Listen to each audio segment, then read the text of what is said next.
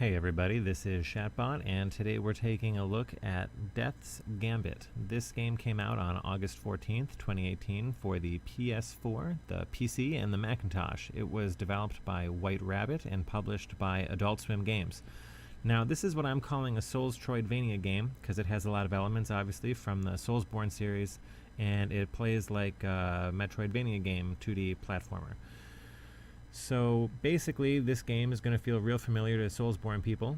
You start off by picking one of your character classes, and each one has different attributes, and you get a starting gift. Those attributes can then be tuned up at the shrines, which are found throughout the board, as well as attuning different skills and abilities to your character.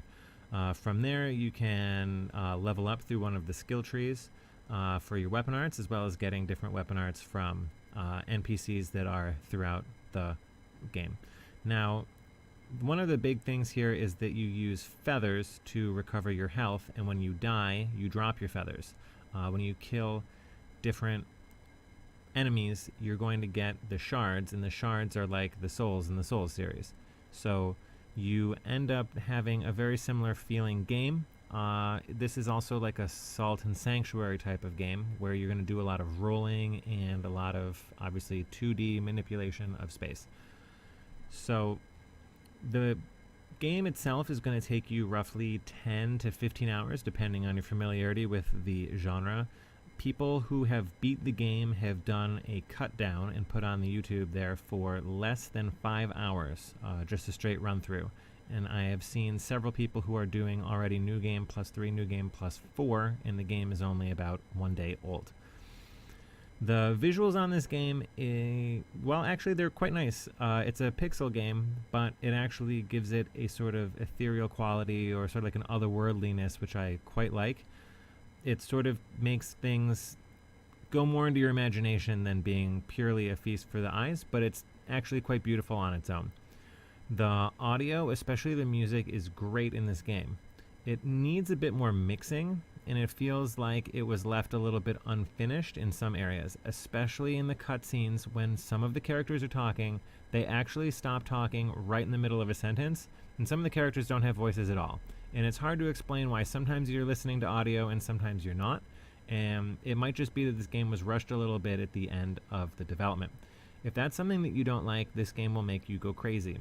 The combat in this game feels sometimes a little bit weightless, but it's always quite intense. You're always sort of picking your moves and watching the move sets and figuring out the pattern that you need to do over and over and over again to exploit a weakness and to win.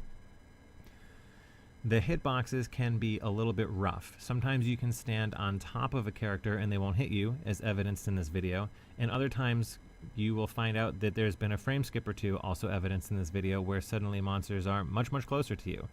This game is predominantly small exploration of the environment that then leads to a fairly intense boss fight. Rinse and repeat over and over again, very much like a Soulsborne game. If you don't like that and you want more of the Metroidvania style game, this may not be the title for you. If you are unable to handle a little bit of input delay, or you can't handle a perfect response system for rolling through combat, or inaccurate iframes and stuff like that, this is definitely not the game for you. If you're looking for something that is Souls-like or Souls-light, you don't have a serious need for perfection in everything that you do, and you understand that the game is not necessarily as finished as it should be, this game will actually be quite good for you, especially at the $15 mark. I personally enjoyed playing this game. I would recommend it to my friends who are into the genre, but if people don't like dying over and over again and the super challenge that you would get with like a Souls game, I would say don't get this game to them.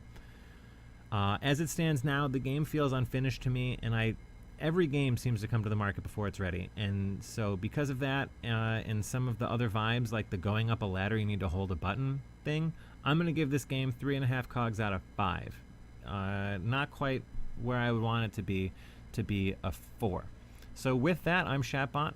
I hope to see you again here on the YouTube. Subscribe if you like this video, and let me know in the comments if this video helped you or not in picking to buy or not buy this game. You can also find me live at twitch.tv/Shatbot nearly daily, and I'd love to have you there while I check out some other new games live and in person. So take it easy for now, and until next time, bye bye.